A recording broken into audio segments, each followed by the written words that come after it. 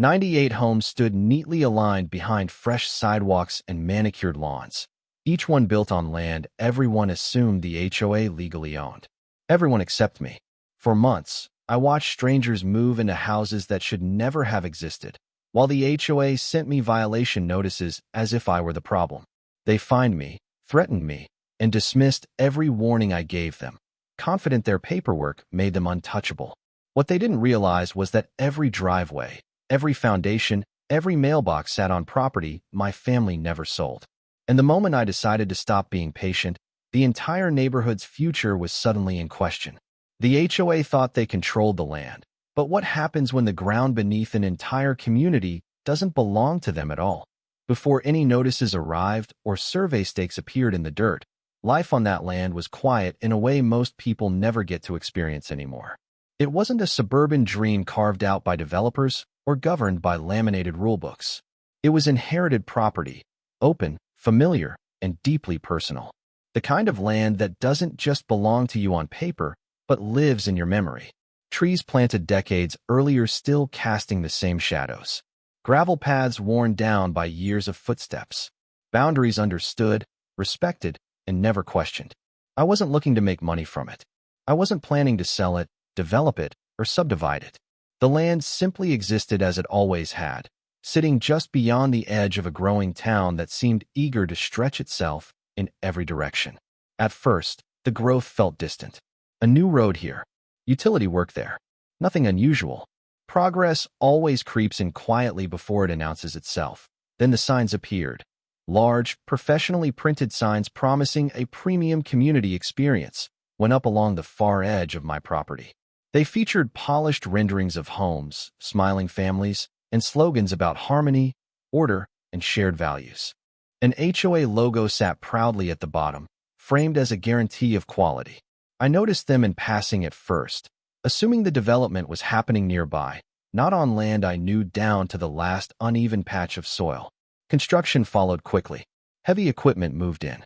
Earth was leveled. Trees came down. It was unsettling, but still confusing rather than alarming.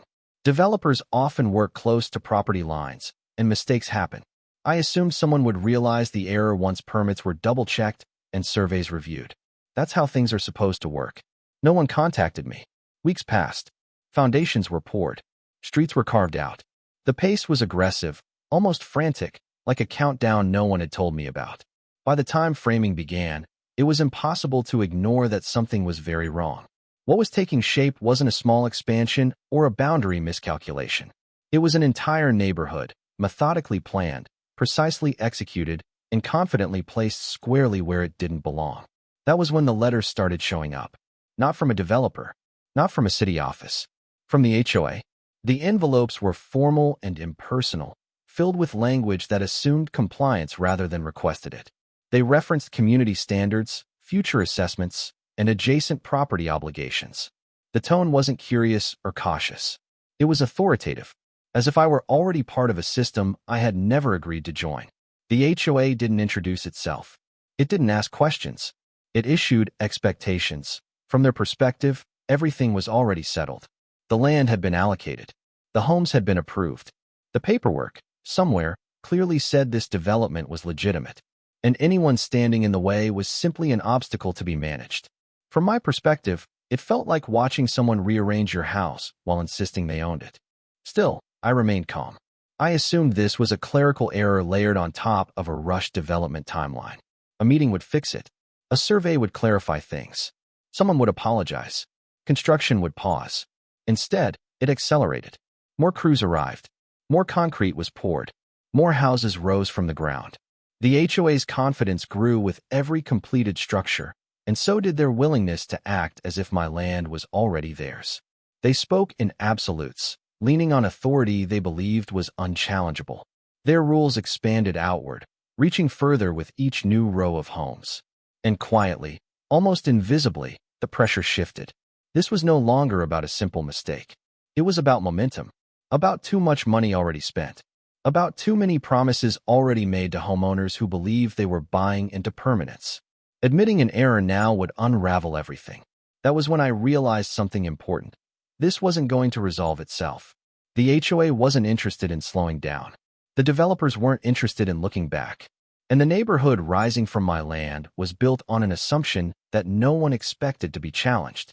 But assumptions don't change ownership. And the moment that reality began to surface, the tone of everything, letters, notices, and expectations, started to change. The moment the neighborhood crossed from under construction to nearly complete, the pressure turned personal. What had started as formal letters became constant contact. Notices arrived weekly, sometimes twice a week, each one more confident than the last. They cited rules I had never agreed to, obligations I had never signed, and boundaries they claimed had already been settled. The HOA behaved as if time itself was on their side, as if every passing day made their version of reality more legitimate. They began by asserting control over access. Temporary fencing appeared along sections of my land, installed without warning, as though someone had quietly decided the question of ownership was already resolved. Construction crews treated the property as a staging ground. Equipment was parked where my family once walked. Materials were stored where nothing had ever stood before. When I objected, the response wasn't concern, it was irritation. The implication was clear: I was interfering with progress. Then came the fines. The HOA claimed I was violating community standards by allowing unmanaged land conditions near completed homes. They accused me of creating safety risks, aesthetic concerns, and future liability. Each fine carried an official tone, complete with deadlines and consequences, all carefully worded to sound inevitable. They weren't asking me to comply. They were informing me that I already should have. Every notice was built on the same assumption: the HOA had authority here. The absurdity of it was almost surreal. Homes I never approved were rising on land I still legally owned, and I was being penalized for not maintaining the appearance of a neighborhood I never joined. It felt like being fined for failing to follow rules in someone else's dream. As more houses were completed, the HOA's confidence hardened into entitlement. They began outlining future plans that directly affected my property. Walking paths, utility easements, landscaping extensions, all drawn up as if the land had already been transferred. Maps circulated showing clean lines and neat divisions, erasing decades of history with a few confident strokes. I requested documentation, surveys, deeds, anything that justified what was happening. What I received instead was deflection, references to third-party contractors, claims that approvals had already been granted, assurances that everything had been reviewed. No one could point to a single document that directly contradicted my ownership. They simply acted as though the volume of activity itself was proof enough. And the neighborhood filled in quickly. Families moved in. Lawns were planted. Mailboxes installed. Streetlights turned on. What had once been open land transformed into something permanent looking almost overnight. Children played where survey stakes still marked disputed lines. Cars filled driveways built on assumptions rather than certainty. That was when the HOA escalated again. They accused me of obstruction. According to them, my refusal to cooperate was delaying final inspections and threatening the community's stability. The language shifted from compliance to blame. If there were problems, they would be my fault. If homeowners became upset, it would be because I refused to work with them. The pressure was deliberate. They knew what they were doing. They were building a narrative where I wasn't a landowner defending property rights, but a stubborn individual standing in the way of dozens of families who believed their homes were secure. The longer construction continued, the more difficult it became to challenge the foundation of the entire project without appearing unreasonable. That was the point. The HOA began sending representatives to walk the property without permission, documenting conditions, photographing areas they claimed fell under their jurisdiction. Each visit felt invasive, like someone inspecting your home while insisting it belonged to them. Boundaries, physical and legal, were treated as inconveniences. When I pushed back harder, the tone changed again. Now the notices carried warnings, references to enforcement actions, vague mentions of legal remedies that could be pursued if I continued to resist community governance. It was intimidation wrapped in formal language, designed to make resistance feel expensive and futile. Still, construction didn't slow. In fact, it accelerated. The closer the development came to completion, the more aggressive the HOA became. They began issuing fines preemptively, citing future violations they claimed were inevitable if I didn't conform to their standards. It It was no longer about what I had done. It was about what they believed I would do. And each fine was small enough to seem manageable on its own, but frequent enough to feel suffocating. The message was unmistakable: comply now or drown later. Behind the scenes, I started to realize how this had happened. Permits had been rushed. Assumptions had been made. Boundaries had been drawn based on convenience rather than verification. Somewhere along the way, someone had decided it was easier to build first and deal with ownership questions later, especially if the person raising concerns appeared isolated. They assumed I would fold. Most people would have. It's difficult to stand your ground when the opposition has momentum, money, and dozens of families unknowingly invested in your silence. Every day that passed raised the stakes. Every completed home made the problem feel bigger, heavier, more impossible to reverse. The HOA leaned into that pressure relentlessly. They reminded me of the impact my actions could have on innocent homeowners. They framed cooperation as the only reasonable option.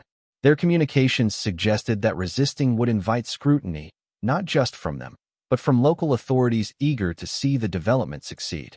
And still, they never produced a document that changed one essential fact: the land was still mine. But reality was being rewritten in real time. The more I asserted ownership, the more isolated I became. Contractors avoided direct contact. HOA representatives spoke in rehearsed phrases. Even casual interactions around the site felt tense, as if acknowledging the dispute might destabilize something everyone else was pretending was settled. The neighborhood had crossed an invisible line. Undoing it now would mean admitting a catastrophic mistake. That realization marked a turning point. The HOA stopped pretending this was a misunderstanding. Their actions became calculated, strategic, designed to force a decision. They pushed deadlines, increased pressure, suggested consequences that were never fully explained but heavily implied. They wanted me to choose the path of least resistance. Sell, settle, step aside. But every time I considered that option, the same thought returned. If I didn't push back now, the truth would be buried under concrete, contracts, and complacency forever. That was when I understood something unsettling. This wasn't just a property dispute anymore.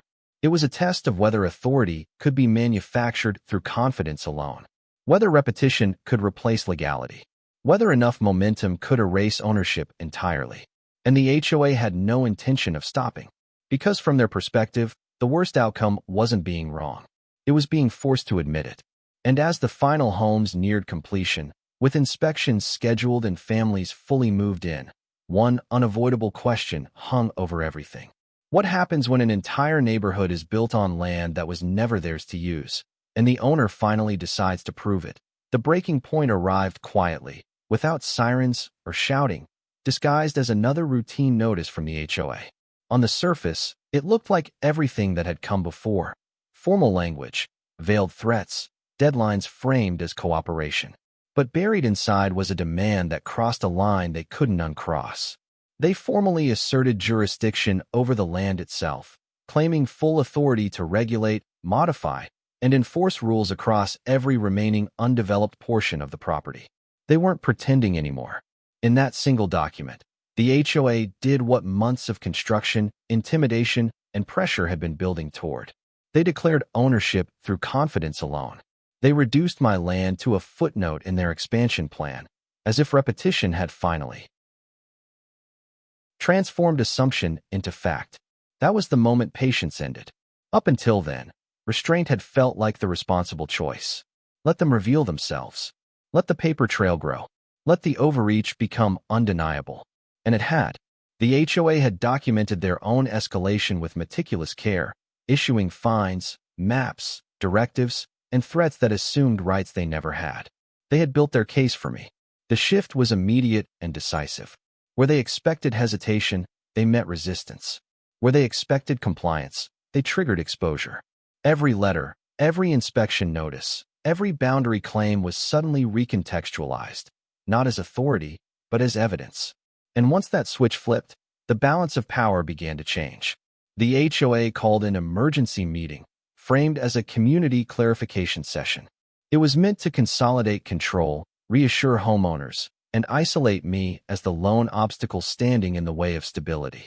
Their strategy relied on numbers, on optics, on the assumption that no individual could challenge an entire neighborhood without looking unreasonable. What they didn't anticipate was how fragile their foundation really was. The meeting space filled quickly. Homeowners arrived expecting routine updates, perhaps minor delays, maybe a disagreement to be smoothed over. They trusted the HOA. Why wouldn't they? Their homes were finished. Their mortgages were signed.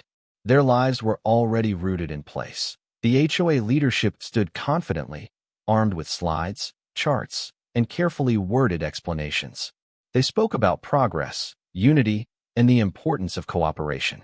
They framed the situation as a minor dispute inflated by misunderstanding, something that would soon be resolved once everyone moved forward together. Then the documentation surfaced, not as an accusation, not as a threat, as a timeline, surveys, historical deeds, county records, each one aligned with unsettling precision. The boundaries were clear, the ownership uninterrupted. The transfers the HOA relied on simply didn't exist. The land had never changed hands. Not quietly, not accidentally, not at all. The realization didn't hit all at once. It spread. Confusion gave way to concern. Concern to disbelief. The polished confidence of the HOA began to fracture as the weight of what they had overlooked or ignored became impossible to dismiss. The maps they had circulated no longer looked authoritative. They looked careless. And then came the number that changed everything. 98. 98 homes built on land the HOA did not own. Not planned. Not proposed. Built. The emotional shift in the room was immediate and visceral. This wasn't about fines or rules anymore. This was about security. About permanence. About the terrifying possibility that something foundational had been taken for granted without verification. The HOA attempted to regain control by minimizing the implications. They spoke about easements, about retroactive approvals, about how these things were handled all the time. But the words sounded hollow against the clarity of the records. Momentum, the same force they had weaponized for months, began working against them. Homeowners asked questions the HOA couldn't answer cleanly. Timelines unraveled. Responsibility became slippery. The more the leadership spoke, the more exposed they became. Each attempt to reassure only highlighted how much had been assumed instead of confirmed. And then the real bombshell landed. The fines. Every penalty issued. Every enforcement action taken. Every assertion of authority over the land was suddenly recast not as governance, but as overreach. The HOA hadn't just built without permission.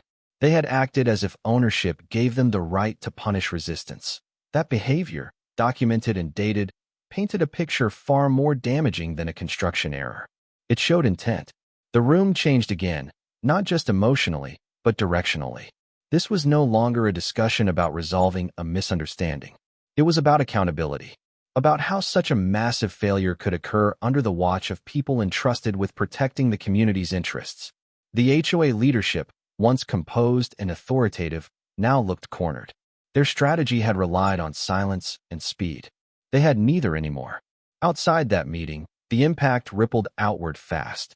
County offices reopened files. Inspectors revisited approvals. The assumption that everything had been properly reviewed no longer held.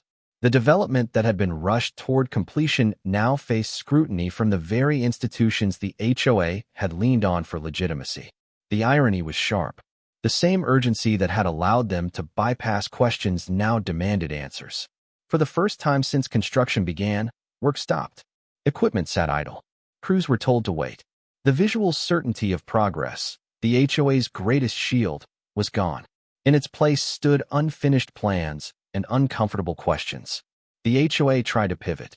They floated settlements, proposed negotiations, suggested quiet resolutions that would protect everyone involved. But the power dynamic had shifted too far. The leverage they once held through momentum was now a liability. Every day the issue remained unresolved magnified the scope of their mistake. What had been framed as a minor dispute was now undeniably systemic. And the most shocking realization of all wasn't legal. It was emotional. Homeowners weren't angry at the landowner. They were furious at the HOA. The narrative the HOA had carefully constructed, that I was the obstacle, the problem, the unreasonable holdout, collapsed under the weight of evidence. People realized how close they had come to building their lives on unchecked assumptions. Trust evaporated. The HOA's authority, once unquestioned, now felt performative. Their rules, their confidence, all of it rested on a belief that no one would ever challenge them this directly. They had been wrong. As the dust settled from that confrontation, one truth became unavoidable. The HOA could not enforce its way out of this. They could not intimidate, fine, or delay reality into submission. The land was still mine. The records were still clear. And the consequences of ignoring that fact had finally arrived. But the story wasn't over. Because exposure was only the first step. What came next would determine whether the HOA merely lost credibility or paid the full price for building an entire neighborhood on land they never had the right to touch. The resolution didn't arrive with a single dramatic ruling or a public spectacle. Instead, it unfolded the way accountability often does, slowly at first, then all at once. Once the reality of the land ownership became impossible to deny, the HOA's posture changed completely. The confident enforcement language vanished. The fines stopped arriving. The inspections ended without explanation. Communication, once constant and aggressive, grew cautious and sparse. Every message was reviewed, softened, and delayed, as if they finally understood that every word they put on paper could now work against them. Behind the scenes, negotiations began, but not on the terms the HOA had spent months trying to impose. What they wanted was containment, quiet settlements, limited disclosures, a way to resolve the issue without fully acknowledging how badly they had overstepped. They framed it as a mutual problem, something everyone needed to compromise on for the sake of the community. But the leverage had shifted too far for that. The truth was now anchored in official records, county files, and documented behavior. The HOA wasn't dealing with an inconvenience. They were dealing with consequences. Every decision they had rushed, every boundary they had assumed, every fine they had issued without authority had created exposure. They could no longer ignore. The final resolution reflected that imbalance. The HOA formally acknowledged the ownership error, not in a press release or public apology, but in binding agreements that mattered far more. They withdrew all claims of jurisdiction over the disputed land. Every fine issued against me was voided and refunded. All enforcement actions tied to that land were formally rescinded, leaving a paper trail that made one thing unmistakably clear: they had never had the authority they claimed. But the outcome didn't stop there. Because land doesn't just represent space, it represents leverage. With ownership confirmed and enforcement halted, the development could not move forward without my consent. Roads, utilities, easements, and access routes all depended on land the HOA could no longer pretend to control. The same infrastructure they had confidently built now required permission they didn't have. That reality forced a reckoning. Negotiations resumed, this time without threats or assumptions. The tone was different, measured, careful, and unmistakably defensive. What had once been framed as my obligation to cooperate was now a request for access, framed around what the HOA could offer rather than what they could demand. The final agreement reflected the months of pressure they had applied and the cost of applying it. The HOA paid to formally correct records, redraw boundaries, and restructure parts of the development that had been planned without verification. Certain sections were redesigned entirely. Others required compensation agreements acknowledging the use of land they had never owned. The financial impact was significant enough that it rippled through the HOA's budget for years. And perhaps most telling of all, leadership changed. Board members who had pushed the development forward without proper due diligence quietly stepped down. Elections followed. New rules were implemented, not about aesthetics or compliance, but about governance itself. Requirements for independent verification, mandatory reviews before expansion, clear limitations on enforcement authority. The HOA had learned the hard way that confidence isn't ownership and momentum isn't permission. For the homeowners, the impact was complicated. Their houses didn't disappear. Their lives weren't uprooted. But something fundamental shifted in how they viewed authority. The idea that an HOA automatically knew what it was doing, that it operated with perfect oversight and unquestionable legitimacy, was gone. They had seen how easily assumptions could be mistaken for facts, how quickly power could overreach when no one challenged it, and how close they came to building their futures on unchecked decisions. For me, the resolution wasn't about winning. It was about restoring reality. The land remained what it had always been, mine.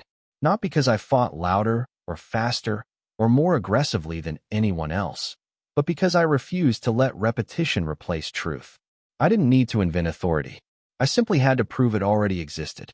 Looking back, the most unsettling part of the entire ordeal wasn't the construction, the fines, or the intimidation that it was how normal it all seemed while it was happening. How easily official language can mask overreach. How confidently systems can operate outside their limits when no one stops them. How quickly people accept authority when it's presented with certainty and paperwork, even when the foundation is flawed. The HOA never woke up one day intending to take land they didn't own. They just assumed they could. And assumption, when combined with speed and silence, can carry enormous power. Until it doesn't. The lasting impact of the dispute wasn't just legal, it was psychological. It reinforced a truth most people never think they'll need. Ownership only matters if you're willing to defend it. Rights only exist as long as they're asserted. And systems that rely on compliance rarely expect resistance grounded in fact. This wasn't a story about revenge. It was a story about boundaries. About what happens when someone finally says no, not emotionally, not impulsively, but with records, patience, and resolve. About what happens when authority meets documentation and momentum meets reality. The neighborhood still stands. The homes are still lived in. But beneath every streetlight and sidewalk lies a lesson written into the ground itself. Just because something looks permanent doesn't mean it was built correctly. And just because an HOA claims control doesn't mean it has it. Because in the end, confidence can build 98 houses, but only ownership decides who truly owns the land they stand on.